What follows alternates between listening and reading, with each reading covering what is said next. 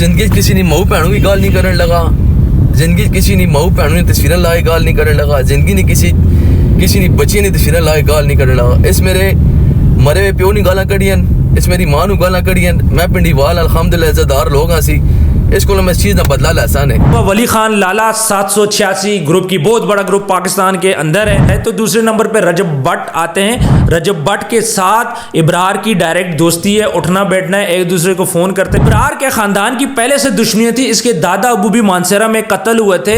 ये दुबई के अंदर भी जेल चला जाता, दुबई के अंदर जेल में ही था कि इसके वालिद साहब का इंतकाल हो गया। कि किन लोगों के साथ, पाकिस्तान के स्ट्रॉन्ग लोगों के साथ इसके रवाबत है। इसको अंडरवर्ल्ड भी बोला जाता है, माफिया भी इसको बोला जाता है, और इनके लॉरेंस बिश्नोई के साथ, शहजाद भट्टी के साथ, सबके साथ ख्याल रखा करिए, अपना भाई है। वो ये सब तो नहीं जमी देना मैं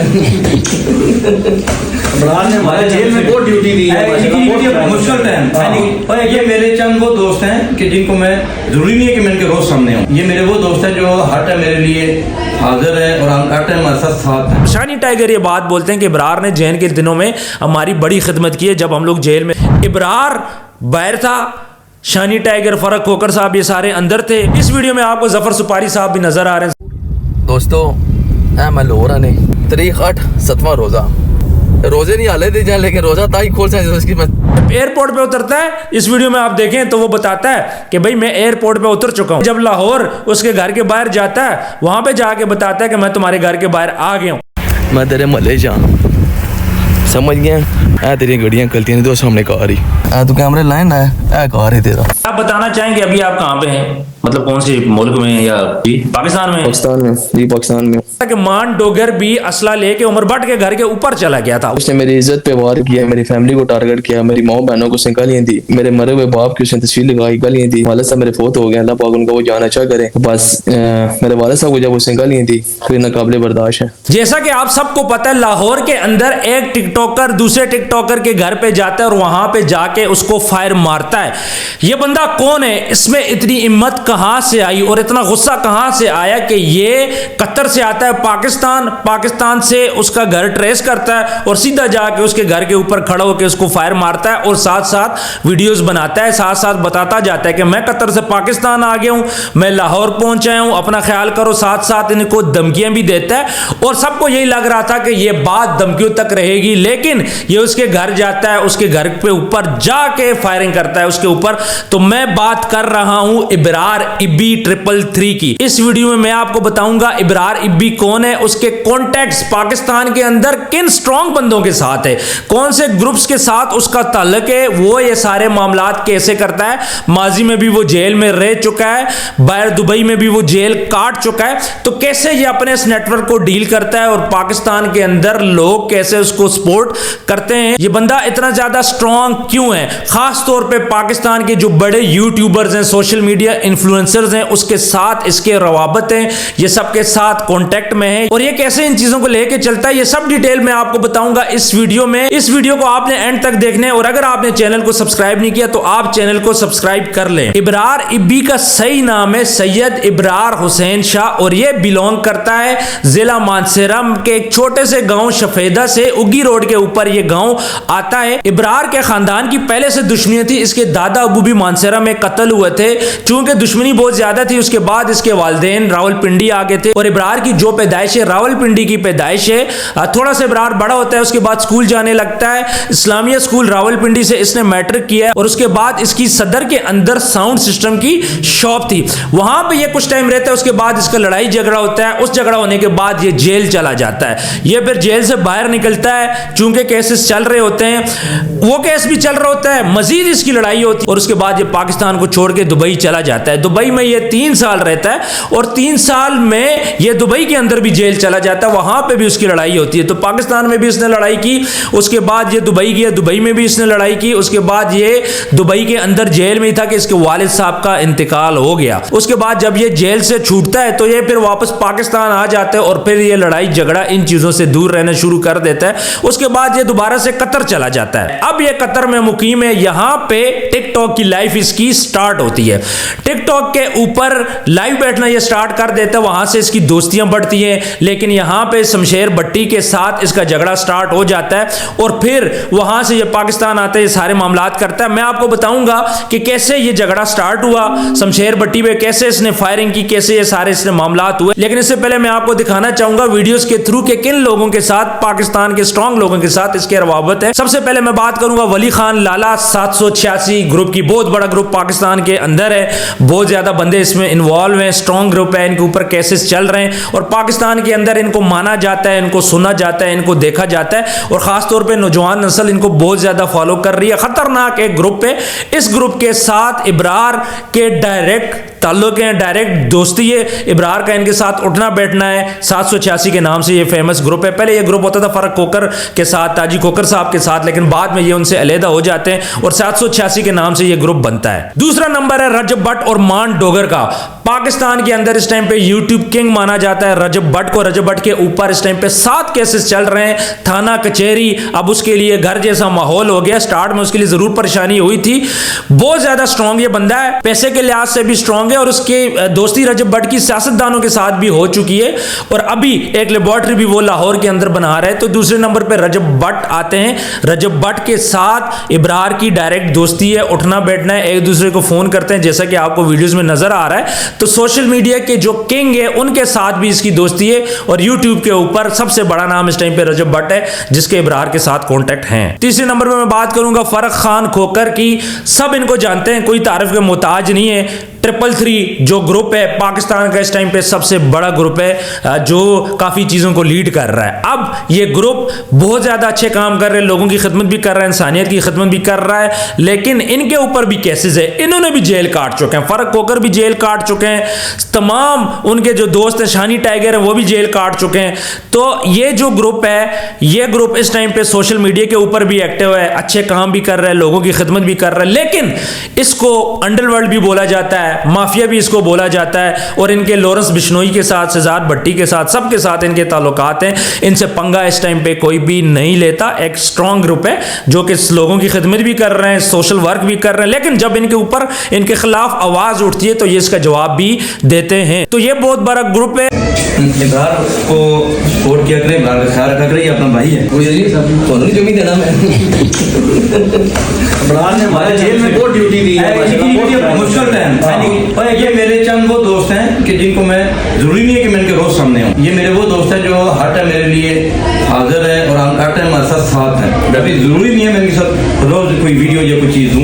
ये मेरे दिलों में जिन्होंने हमारे जेल की ड्यूटियाँ दी है, सबको जोड़ के रखा कि सबको मुतफिक रखा, किसी को लड़ाया नहीं। और हम वो सब हैं जो हम लोग बचपन से करते हैं।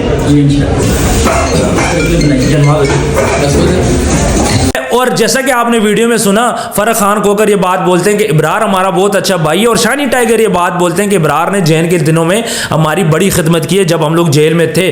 इब्रार बाहर था, शानी टाइगर, फरक खोकर साहब ये सारे अंदर थे। इब्रार उनके पैसों के मामलात, लेन देन के मामलात, उनको खाना पहुंचाना, सारा कुछ करना, तो इब्रार ने उनकी बहुत ज़्यादा खिदमत की है। इब्रार के डायरेक्ट रवाबत है फरक खोकर के साथ, जो कि 333 ग्रुप के आप उनको किंग बोल सकते हैं। तो इब्रार का उठना बैठना पहले से ही इन लोगों में था। इस वीडियो में आपको जफर सुपारी साहब भी नजर आ रहे हैं। जफर सुपारी साहब जो कि निहायत ही शरीफ नफ्स इंसान है, फरक होकर के बहुत अच्छे दोस्त हैं। तो इब्रार इनके साथ भी ताल्लुक रखता है, चूंकि इब्रार का ताल्लुक पूरे 333 ग्रुप के साथ है, तो जफर सुपारी उनके दोस्त हैं, तो इब्रार का इनके साथ भी डायरेक्ट रब्ता है, डायरेक्ट दोस्ती है। तो ये जो चंद ग्रुप्स थे पाकिस्तान के अंदर, ये बड़े बड़े लोग हैं, इब्रार का सबके साथ रब्ता है, सबके साथ इब्रार की दोस्ती है, इब्रार का उठना बैठना है। तो अब आते हैं असल मुद्दे की तरफ, शमशेर भट्टी वर्सेस इब्रार।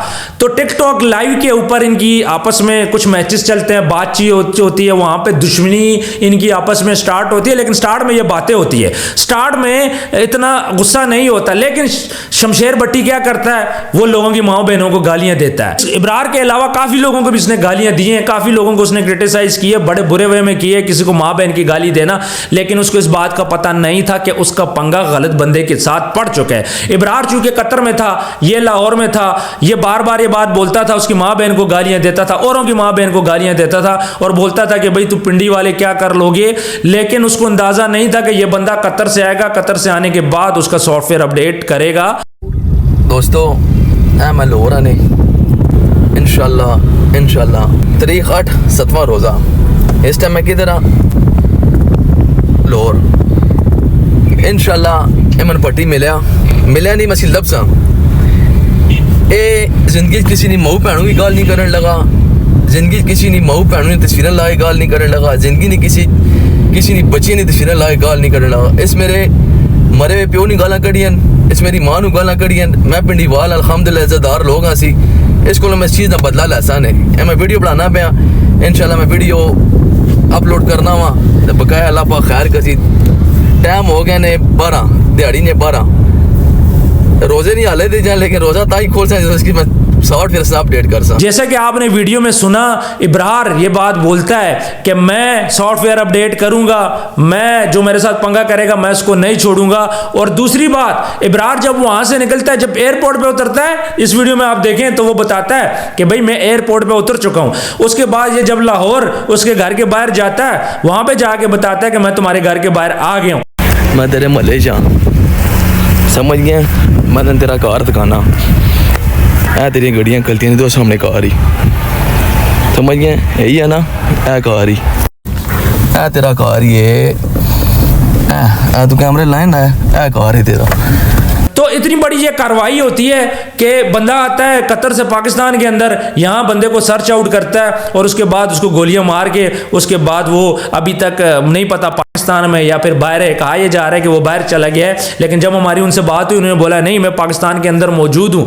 आप बताना चाहेंगे अभी आप कहाँ पे हैं, मतलब कौन से मुल्क में या पाकिस्तान में? पाकिस्तान में। इतना बड़ा मामला हो जाता है, कौन बंदा उनको सपोर्ट करता है, उन्होंने किसी का नाम नहीं लिया। उन्होंने ये बात बोली है कि इस बंदे ने डायरेक्ट मेरे ऊपर बात की थी, मैंने उसको जवाब दिया, मेरे साथ कोई इन्वॉल्व नहीं है। लेकिन इतनी बड़ी अप्रोच होना कि आप कतर से पाकिस्तान आते हो, कार्रवाई करके आप दोबारा चले जाते हो या फिर पाकिस्तान में होते हो। तो व्यूअर्स जैसा कि हमने देखा था कि मान डोगर भी असला लेके उमर भट्ट के घर के ऊपर चला गया था, वो भी टिकटॉक लाइव का मामला था, ये भी टिकटॉक लाइव का मामला था। लेकिन मुझे एक बात समझ नहीं आ रही, इब्रार ने जो कुछ भी किया गलत किया, कानून को अपने हाथ में लिया। लेकिन अगर हम दूसरी साइड पे देखें तो शमशेर भट्टी को क्या इस बात की इजाजत दी जाती है कि आप दूसरों की माओ बहनों के ऊपर गालियां दो, आप दूसरे के ऊपर कीचड़ उछालो, आप किसी का बाप होते तो आप उसको गाली गलोच करो, आप कुत्ते पकड़ो लोगों को, आप कुत्ता बोलो।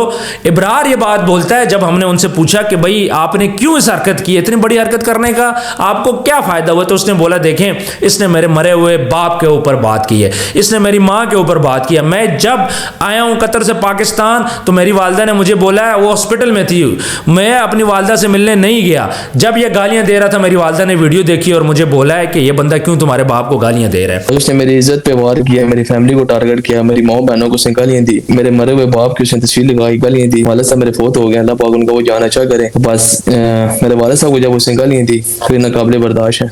इब्रार के अपने वालिद के साथ चूंकि बहुत ज्यादा मोहब्बत है, दिली लगाव है, इब्रार ये बात बोलता है कि मेरा वालिद तो फोत हो चुका है, इसने मेरे फोत हुए वालिद को गालियां क्यों दिया, मैं उसकी कब्र पे कैसे जाऊं, मैं कब्र पे जाके क्या मैं उसको ये चीज गिफ्ट करूं कि मेरी वजह से आपको कोई गालियां दे रहा है। तो व्यूअर जो कुछ भी हुआ, ये जो सारा मामला था, इब्रार मानसरा के गांव से उठता है, उसके बाद रावलपिंडी आता है, रावलपिंडी से कतर जाता है, इतना आगे चला जाता है।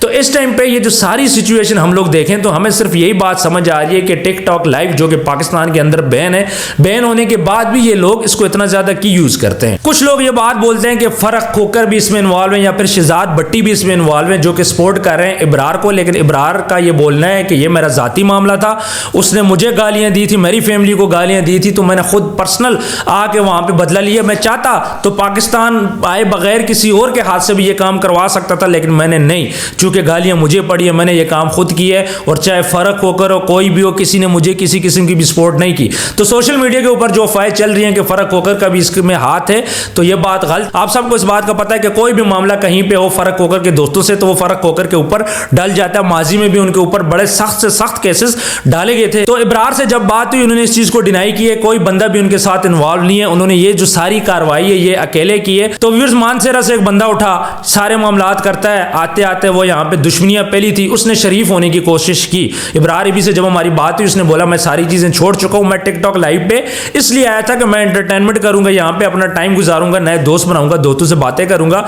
मैंने बहुत ज्यादा चीजें माजी में देख चुकी है, मैं जेल भी देख चुका हूं, लड़ाई झगड़े भी देख चुका हूं, किसी चीज में कुछ भी नहीं रखा हुआ। हमारे इंटरव्यू में उन्होंने ये बात बोली है कि आप भी टिकटॉक पे आओ, टिकटॉक पे एंटरटेनमेंट करें, गपशप लगाएं, लड़ाई झगड़े में कुछ भी नहीं रखा, अपनी जिंदगी को सिंपल करें। लेकिन यहां पे मैं मजबूर हो गया था, इस बंदे ने मुझे इतना ज्यादा प्रोवोक किए, बार बार मेरे लिए डिप्रेशन बन गया था, बार बार ये मुझे पिंच करता था। मैंने इसको ब्लॉक किया, सोशल मीडिया से भी ब्लॉक किया, टिकटॉक से भी ब्लॉक किया, व्हाट्सएप से भी ब्लॉक किया, लेकिन ये बंदा बार बार मुझे तंग करता था। मेरे पास इसका कोई हल नहीं था, मजबूर होकर मैंने ये कार्रवाई की है। अब चूंकि लड़ाई छिड़ चुकी है, एक तरफ शमशेर भट्टी है, दूसरी तरफ इब्रार हैं और कुछ लाहौर के लोग हैं, जिस तरह अख्तर लावा है वो भी मैदान में आ चुके हैं, शमशेर भट्टी के भी कुछ दोस्त मैदान में आ चुके हैं, लेकिन इब्रार की तरफ से इसके दोस्त खामोश हैं। अभी तक कोई किसी किस्म की भी बात सामने नहीं है और इब्रार ये बात बोलता है मैं सुलह करूंगा, मैं करने के लिए तैयार हूं, लेकिन ये मुझे इस बात का वादा करेगा कि आइंदा किसी की भी माँ बहन पे ये गाली नहीं देगा, तो मैं सुलह करने को तैयार हूं और तमाम मामला खत्म करने को तैयार हूं। लेकिन यहाँ पे शमशेर के दोस्त आ चुके हैं, चूंकि सोशल मीडिया के ऊपर व्यूज का मामला है, तो व्यूज लेने के लिए इस टाइम पे लोग आएंगे, शमशेर को भी उबारेंगे और उबार भी रहे। अब शमशेर भट्टी को इस बात का ख्याल करना चाहिए, इतना बड़ा नुकसान उसका हो चुका है, गोलियां वो खा चुका है, जख्मी वो हो चुका है, इस मामले को अब खत्म करना चाहिए, सुलह सफाई होनी चाहिए। तो व्यूअर्स, कमेंट सेक्शन में आपने बताना है कि टिकटॉक लाइव पे जो लड़ाई स्टार्ट हुई, जो कि नेगेटिव वे में चली गई, आपकी इसके बारे में क्या राय है। अपना ढेर सारा ख्याल रखिएगा, मिलते हैं नेक्स्ट वीडियो में, अल्लाह हाफिज।